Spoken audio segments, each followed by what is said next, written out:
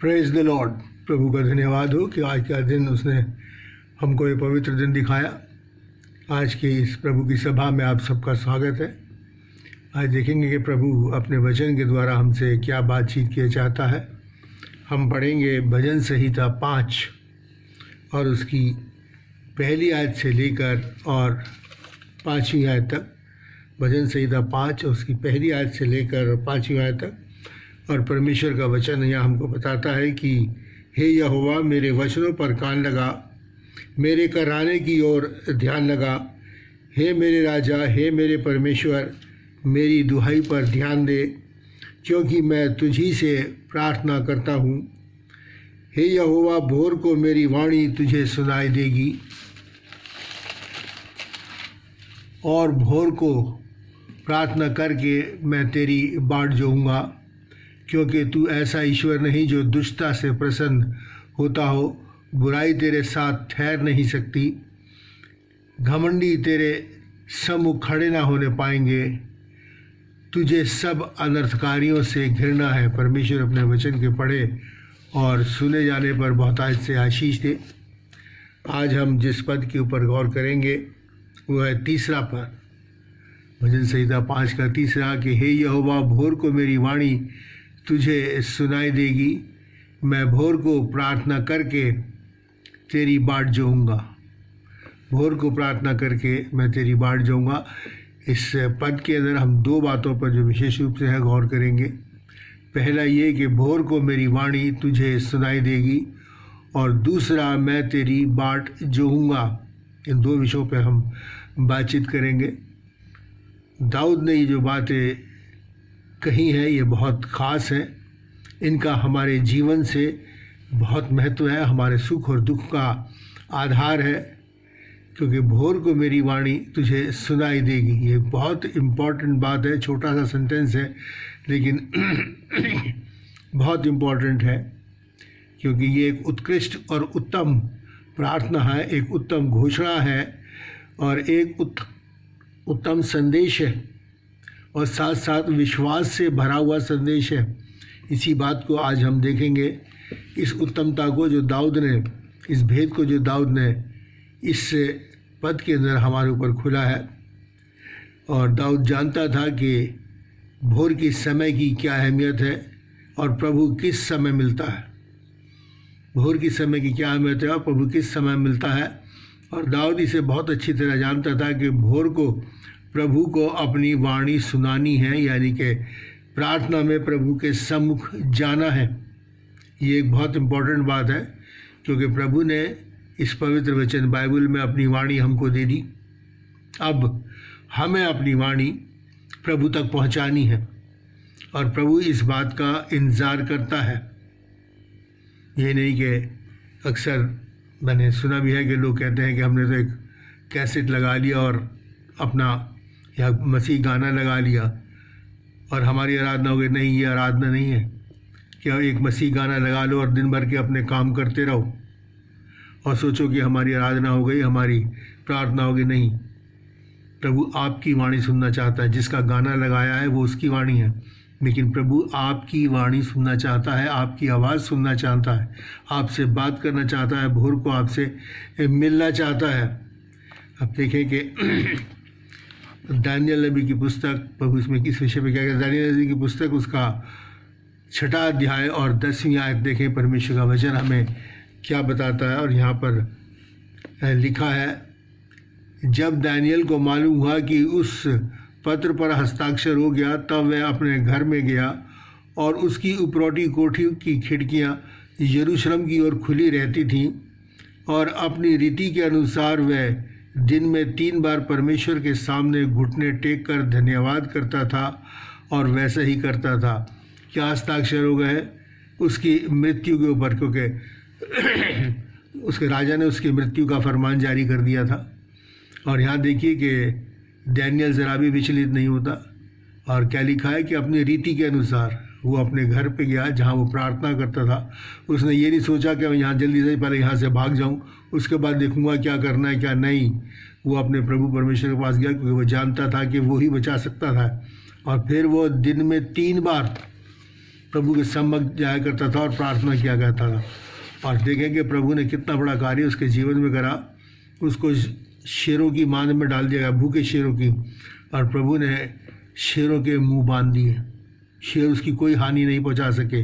साथ ही प्रभु ने अपने भेदों को, अपने वचन के भेदों को, जो स्वप्न राजा ने देखा था, उसको भी दानियल के ऊपर प्रकट किया। वहाँ के कोई भी ज्योतिषी, कोई भी ज्ञानी उस स्वप्न का अर्थ ना बता सके, ना स्वप्न बता सके, लेकिन परमेश्वर ने दाऊद के ऊपर इस भेद के दानियल के ऊपर इस भेद को खोला।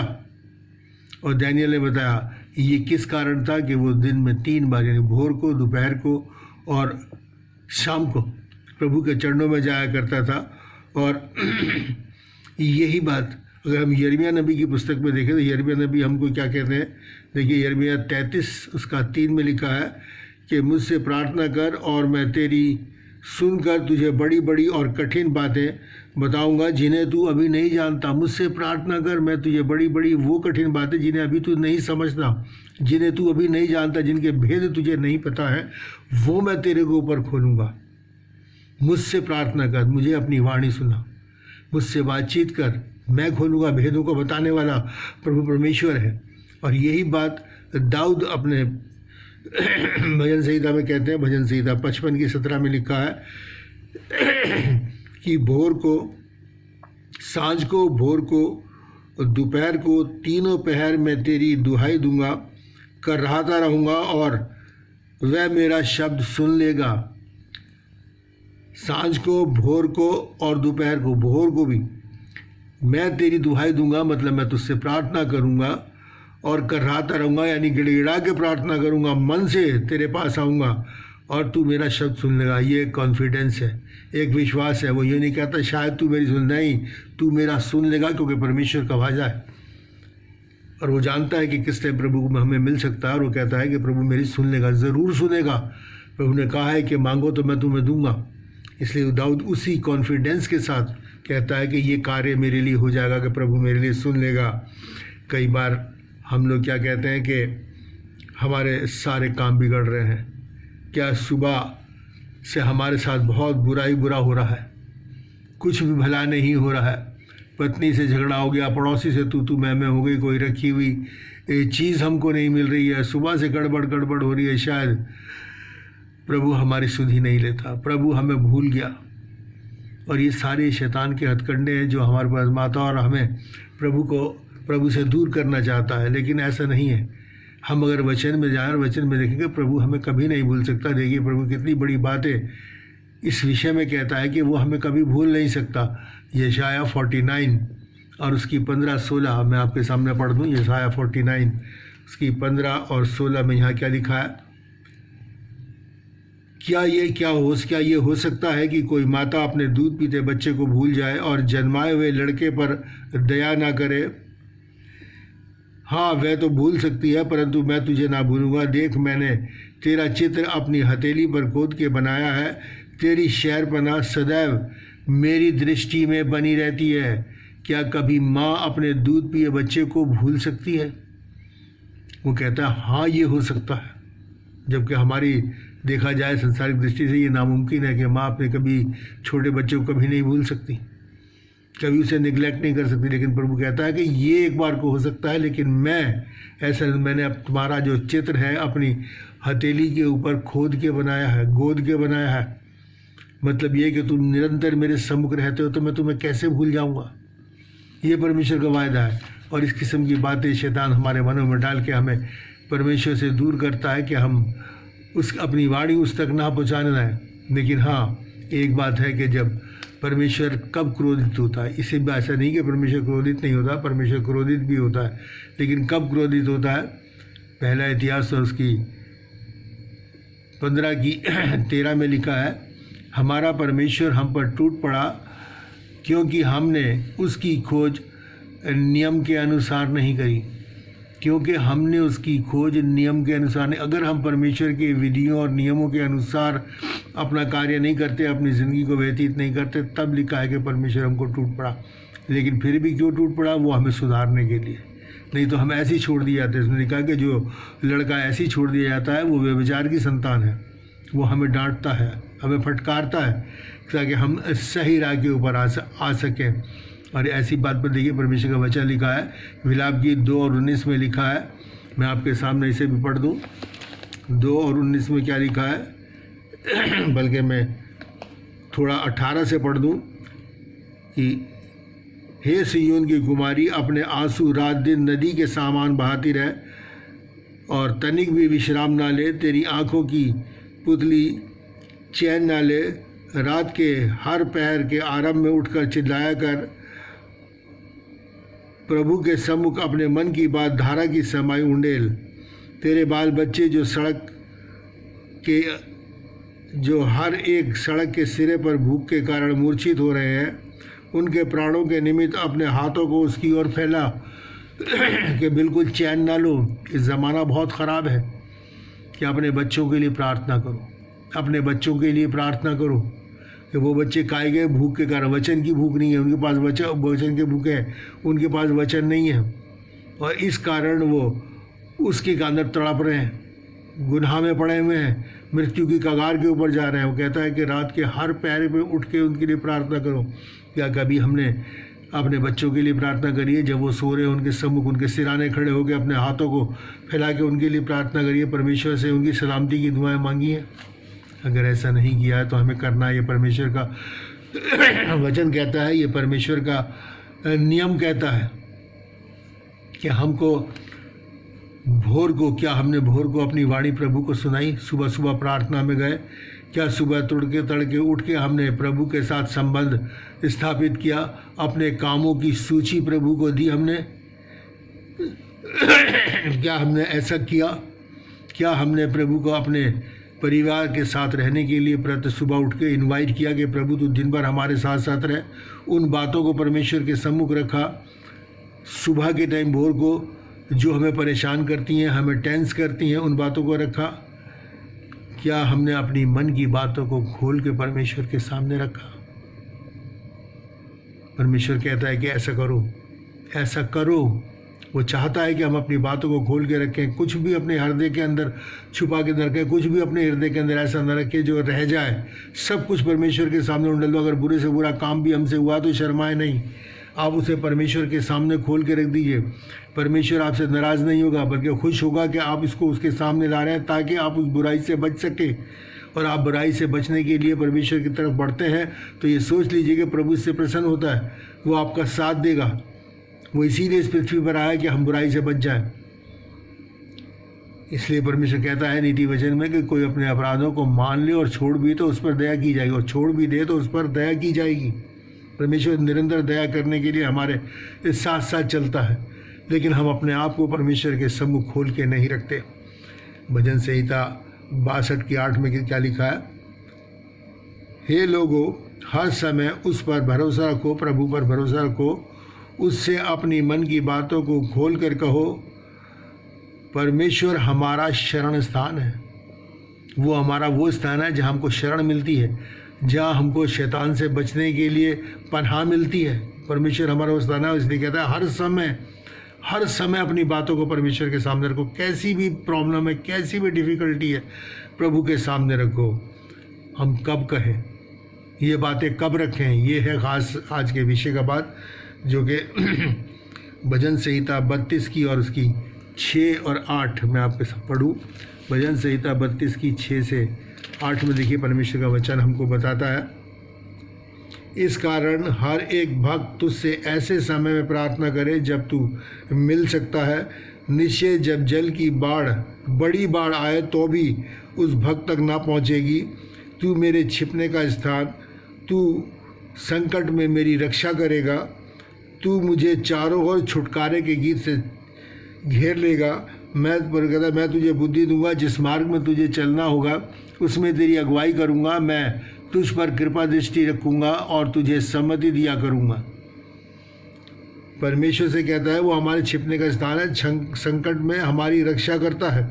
और जब परमेश्वर के सम्मुख हम जाते हैं तो कहता है कि मैं तुझे छुटकारे के गीतों से, यानी जिन परेशानियों में हम पड़े उनसे हमें छुटकारा देगा। जिन परेशानियों में और लोग रोते हैं, कलपते हैं, चिल्लाते हैं, हाय हाय करते हैं, प्रभु कहता है उन दिनों में तू गीत गाएगा, मन तेरा आनंदित रहेगा। क्यों? क्योंकि मैं तुझे बुद्धि दूंगा और जिस मार्ग में, जिस भले मार्ग में हमें चलना है, प्रभु यीशु मार्ग में चलना है, उसमें तेरी अगुवाई करूंगा।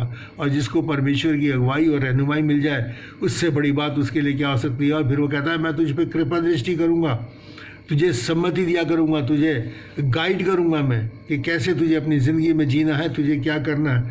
ये परमेश्वर का वायदा है। और वो समय कौन सा है? मैंने कहा कि वो समय कौन सा है कि भक्त जो उसके पास जाए जब वो मिल सकता है। देखिए परमेश्वर क्या बताता है कि वो समय कौन सा है। भजन संहिता 46 की और 5 में लिखा है, परमेश्वर उस नगर के बीच में है, वह कभी टलने का नहीं, पाँव फटते ही परमेश्वर उसकी सहायता करता है। पाँव फटते, ये सुबह का टाइम होता है पाँव फटने का, जब दिन निकल रहा होता है और रात ढल रही होती है, ये वो सुबह का टाइम है। पाँव फटते ही परमेश्वर सहायता करेगा। ये वो टाइम है जब परमेश्वर मिल सकता है। और किस लिए मिलेगा? हमारी सहायता करने के लिए। परमेश्वर हमारी सहायता करने को तैयार है और हम सोए पड़े। देखिए और क्या कहता है, नीति वचन 8 की 17 के अंदर लिखा है, जो मुझको यतन से तड़के उठकर खोजते हैं वे मुझे पाते हैं। जो मुझको यतन से तड़के उठकर खोजते हैं वो मुझको पाते हैं।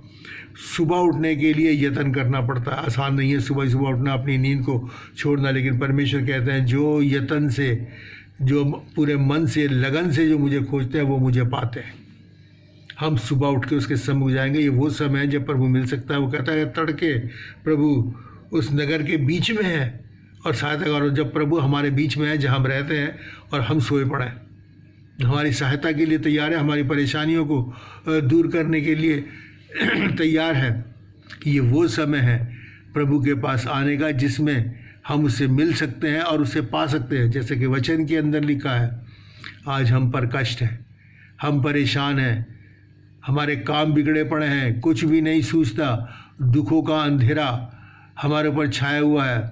लेकिन मेरे प्रियो, मैं आज बताना चाहता हूँ, एक है व्यक्ति जो प्रति भोर सुबह आपका इंतज़ार करता है ताकि आपकी निराशाओं को आशा में बदल दे, आपके कष्टों को नृत्य में बदल दे, आपके दुखों को दूर कर दे। जो भोर को आपका इंतज़ार करता है वो हमारा प्रभु यीशु मसीह है। अगर हम उसके पास जाएं तो वो हमारे उन तमाम दुखों और तकलीफ़ों और परेशानियों को, दिक्कतों को आनंद में बदल देगा। देखिए परमेश्वर का वचन क्या कहता है। भजन संहिता 30 और उसकी 5 में लिखा है,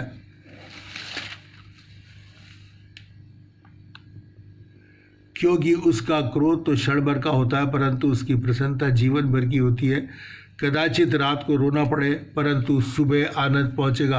रात को रोना पड़े मगर सुबह आनंद पहुंचेगा। परमेश्वर का वचन है। हम उस अंधेरी, उस गुनाह की रात से, उस परेशानियों की, दिक्कतों की रात जो हमारे ऊपर छाई हुई है, प्रभु कहता है कि अगर सुबह मेरे पास आओगे, अगर रात भर तुम दिन में करे कष्ट और परेशानियों में हो, तो वो सुबह तुम्हारे लिए मैं लेके आऊँगा। उस सुबह में तुमको आनंद होगा, उस सुबह में तुमको आनंद पहुँचेगा। कदाची रात को रोना पड़े परंतु सवेरे आनंद पहुँचेगा। जी हाँ, कब आनंद पहुँचेगा? जब हम परमेश्वर प्रभु यीशु मसीह के पास जाएंगे भोर को। उस आनंद को प्राप्त करने के लिए हम प्रभु यीशु के पास जाएंगे। हमें अपनी वाणी यानी कि प्रार्थना में परमेश्वर के पास जाना है सुबह। ये बहुत ज़रूरी है और ये वो समय है क्योंकि जब प्रभु हमसे मिलता है और हमारी तमाम परेशानियों, दिक्कतों को सुनने और उन्हें दूर करने के लिए तैयार रहता है। लेकिन परमेश्वर के अपने लोग जिनके परमेश्वर ने थे बड़े वायदे किए, वो सो रहे होते हैं, नहीं सुना नहीं। मगर हम चाहते हैं कि हमारी ज़िंदगी खुशहाल हो, तो ज़रूरी है, बहुत ज़रूरी है कि हम सुबह तड़के उठ के परमेश्वर के इस सम्मुख जाएं, उसकी हजूरी में जाएं और अपने मन की बातों को खोलकर परमेश्वर के सामने रखें।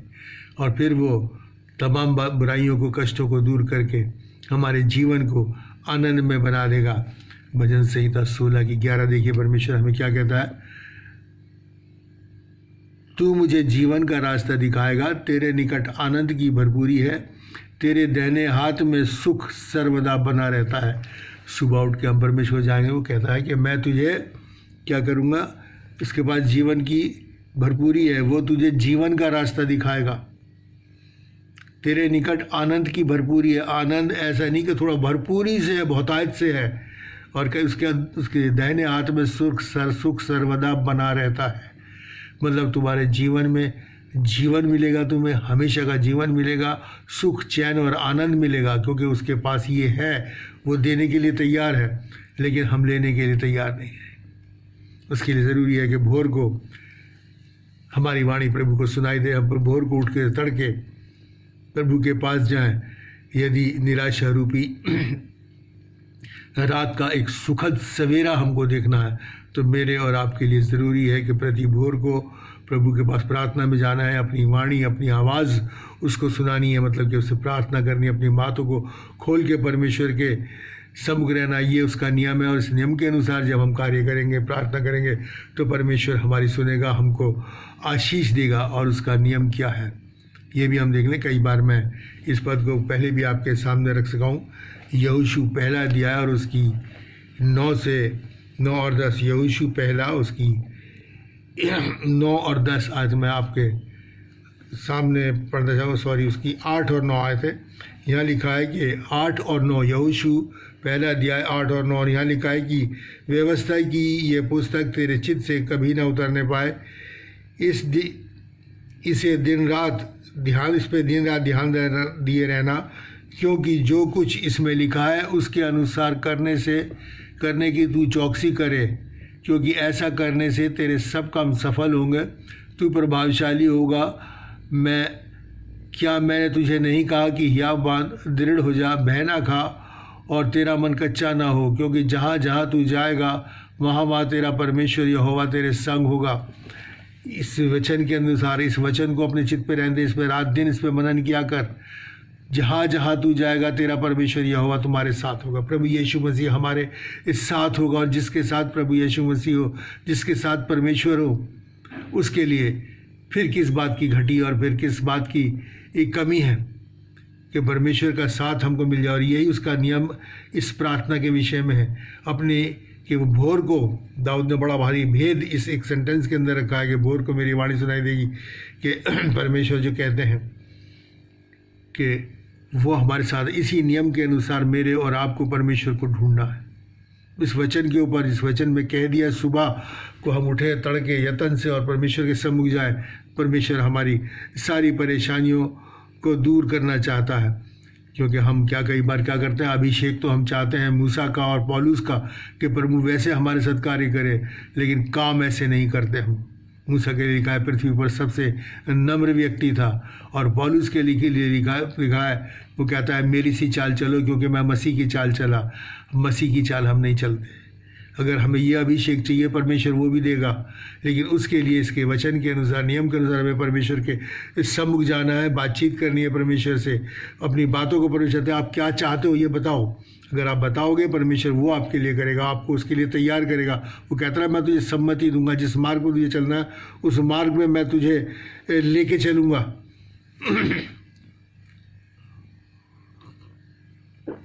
लेकिन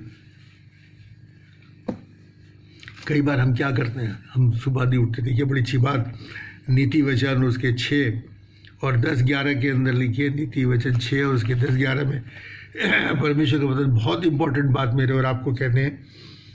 यहाँ लिखा है कि कुछ और सो लेना, थोड़ी सी नींद, एक और झपकी, थोड़ा छाती पर हाथ रख के लेटे रहना, तब तेरा कंगालपन राह के लुटेरे के समान और तेरी घटी हथियारबंद के समान आ पड़ेगी। क्या करना, सुस्ती में डाले भाई क्या करेंगे, चलो छोड़ो, उड़ जाएंगे, सुबह उठ जाएंगे, देर से उठ जाएंगे। वो कहता है छाती पर रख के लेटे रहना, आराम करते रहना। वो कहता है कि तू कंगालपन तेरा बहुत भयंकर होगा और तू विनाश के कगार में चला जाएगा। अगर वाकई में हम परमेश्वर के सम्मुख नहीं आते तो यकीन मानिए कि फिर हम विनाश के कगार में की तरफ बढ़ने लगते हैं, बर्बादी की तरफ बढ़ने लगते हैं। क्यों? क्योंकि फिर प्रभु की सहायता हमको नहीं मिलती। वो चाहता है हमें सहायता देना, वो चाहता है हमारी वाणी को सुन के उस आपके लिए वैसा कर देना जैसा आप चाहते हो, लेकिन हम कहते ही नहीं, सुस्ती में पड़े हैं। कुछ और सो लेना, थोड़ी सी नींद, एक और झपकी, थोड़ा और छाती पर हाथ रख के लेटे रहना। हमें ये काम नहीं करना। अगर सचमुच में हम चाहते हैं कि हमारी दिक्कतें, परेशानियाँ दूर हों, तो ज़रूरी है कि हमें सुबह तड़के उठना और परमेश्वर के सम्मुख आना, वो समय में जिस समय में परमेश्वर हमारी वाणी को सुनता है। और अगर हम ऐसा नहीं करते और ऐसा करते हैं जैसे कि लिखा है नीति वचन में कि हम सोते रहते हैं, तो फिर हम अपनी बहुत सी आशीषों को खो देते हैं, बहुत सी आशीषों को खो देते हैं और बहुत सारी परेशानियां अपने ऊपर ले लेते हैं। कहता है कि तेरा कंगालपन, मतलब तू आत्मिक और शारीरिक और व्यवहारिक रूप से कंगाल हो जाएगा, तेरा कंगालपन। तो हम इससे बचना है, तो हमें परमेश्वर के पास आना है। ज़िंदगी में बहुत दिक्कतें परेशानी होती हैं, लेकिन प्रभु यीशु मसीह आपके साथ है, आपकी वाणी को सुनने के लिए, आपकी सहायता करने के लिए।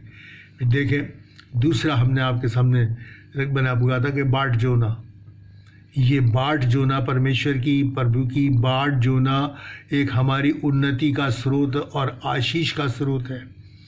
कि हम परमेश्वर का बाट जोना मतलब उसका इंतज़ार करना, उसके ऊपर आशा लगाना, परमेश्वर के ऊपर। हमें सारी आशा प्रभु के ऊपर होनी चाहिए। अगर हमारी आशा प्रभु यीशु मसीह के ऊपर है, तो फिर प्रभु वो तमाम कार्य, जो बातें हमने अभी देखी जानी, वो हमारे लिए करेगा। हमारे सुख को आनंद बदलेगा और हमारे दुख को नृत्य में बदल देगा, हमारे जीवन की दिशा बदल देगा, हमारी परेशानियों को वो दूर करेगा। लेकिन कब? जबकि हम यतन से उसके पास जाएंगे, मेहनत से, उसको लगन से चाहेंगे कि सुबह उठ के वही उसके पास जाएगा जिसके ऊपर प्रभु की लगन होगी। हमें लगन से इस कार्य को मेरे और आपके सामने करें। चंद वर्सेस में इस आपके सामने, चंद आयतें मैं आपके सामने रखूँगा जो इस बाट जोने के ऊपर है। देखिए, भजन संहिता 25:3 में लिखा है कि जितने तेरी बाट जोते हैं उनमें से कोई लज्जित ना होगा। जितने तेरी बाट जोते हैं उनमें से कोई भी लज्जित ना होगा, कोई भी शर्मिंदा नहीं होगा।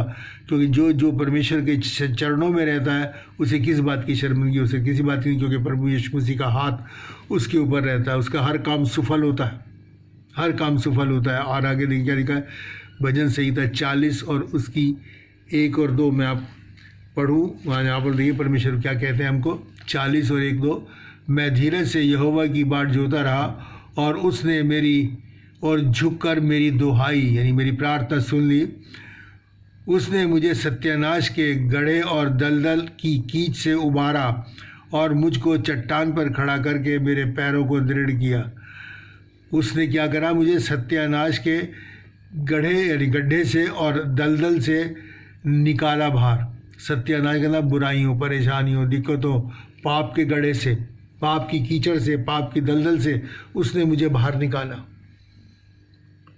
कब निकाला? जो यहोवा की बाट जोता है धीरज से, और प्रभु उसको तमाम बुराइयों से बाहर निकाल के। चट्टान कौन है? हमारा प्रभु यीशु मसीह, यानी कि हमको दृढ़ करता है, हमें खड़ा करता है, हमारे पाँव को दृढ़ करता है। वो फिर टलने के नहीं, फिर हम वापस फिरने के नहीं। हम परमेश्वर के लिए वफादार रहेंगे और परमेश्वर हमारे लिए वफादार रहेगा। और फिर हमारा जीवन जो है एक आनंद में जीवन हम परमेश्वर प्रभु यीशु मसीह में गुजारेंगे, एक आनंद की उम्मीद के साथ। और देखिए नीति वचन 12 और 28 में परमेश्वर के वचन हमको बताता है, धर्म की बाट जोने में जीवन मिलता है और उसके पथ में मृत्यु का पता भी नहीं। धर्म की बाट यानी प्रभु यीशु मसीह की, प्रभु को धर्मी एक ही है, प्रभु यीशु मसीह की बाट जोने में जीवन मिलता है और उसकी बाट जोने में, उसके ऊपर आशा लगाने में लिखा है मृत्यु का पता ही नहीं। फिर मृत्यु का संबंध खत्म हो जाता है। फिर जैसे मैंने पहले भी कहा था, हम मरते नहीं बल्कि स्थान को बदलते हैं, एक स्थान से दूसरे अपने स्थान में जाते हैं, इस जीवन से उस अनंत जीवन के अंदर जाते हैं। मृत्यु का हमारे से संबंध नहीं है। ऐसा जीवन जीने के लिए ज़रूरी है कि हम प्रातः उठें। फिर भजन संहिता 34:5 में लिखा है, जिन्होंने उसकी ओर दृष्टि की उन्होंने ज्योति पाई और उनका मुँह कभी काला नहीं होने पाया। जिन्होंने प्रभु यीशु मसीह की ओर दृष्टि करी, लेकिन इस दृष्टि के समय के ऊपर भी हमें ध्यान देना है। ये दृष्टि हमें प्रतिभोर करनी है, अपनी वाणी उसको सुनानी है। फिर लिखा है कि उसका मुंह कभी काला नहीं, उन्होंने ज्योति पाई यानी प्रभु यीशु को पाया। वो ज्योति पाई, वचन की ज्योति, और उस ज्योति में जब हम चलेंगे तो कभी भी ठोकर नहीं खाएंगे, हमारा मुंह कभी काला नहीं होगा, हमें शर्मिंदा नहीं होना पड़ेगा। और इस समय को बहुत ध्यान करें। मैं बार बार इस बात करता हूँ कि इस समय को, जिस समय हमें उसकी ओर दृष्टि करनी है, उस समय को हम ख़ास तौर से ध्यान दें। फिर देखिए पहला पतरस और उसकी 2 और 21 में परमेश्वर का वचन क्या कहता है, मसीह हमें एक आदर्श दे गया कि हम उसके पद जीरो पर चलें।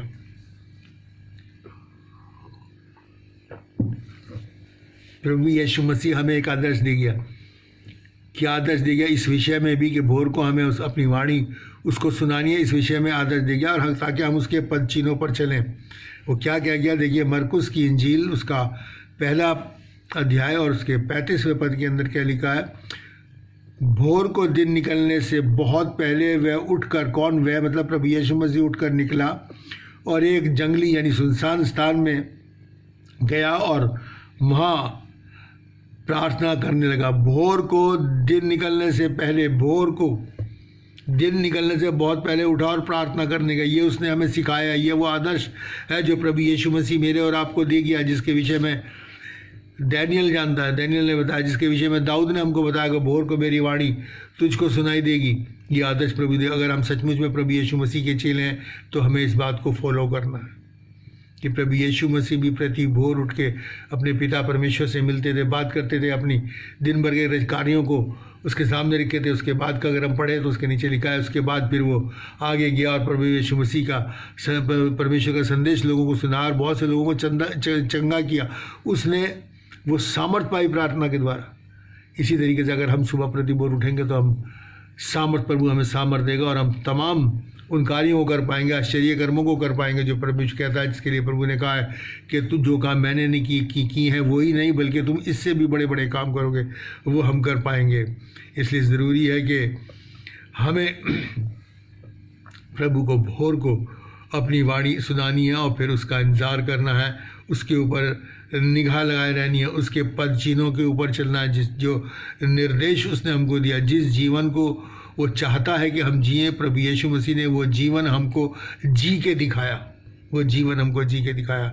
इसलिए आज ये संदेश मैं आपके सामने रखना चाहूँगा कि प्रभु को पाने के लिए भोर को हम उठें, सुबह उठें तड़के और अपनी वाणी उसको सुनाएं, अपने मन की बात को खोल के उसके सामने रखें। ये वो समय है जिसको ये प्रभु ने स्वयं हमारे सामने एक आदर्श रखा कि सुबह तड़के उठ के जाना।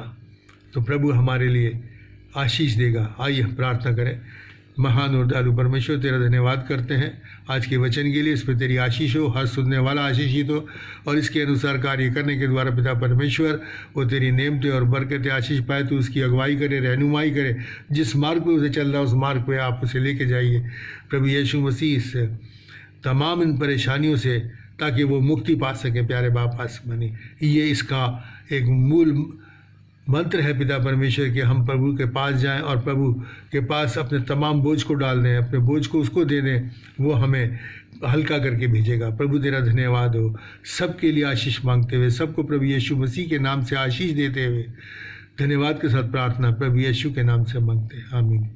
अब हमारे प्रभु यीशु मसीह का अनुग्रह, पिता का प्रेम और पवित्र आत्मा की सहभागिता हम सब के साथ, तमाम मसीह विश्वासियों के साथ और जितने सुनते हैं उन सब के साथ अब से लेकर हमेशा तक होती रहे, आमीन। प्रभु आप सबको आशीष दे। प्रभु और इस वचन को आप शेयर करें, ज़्यादा से ज़्यादा सब्सक्राइब करें ताकि दुनिया के छोर तक पहुँचे। आपके द्वारा आपके साथ साथ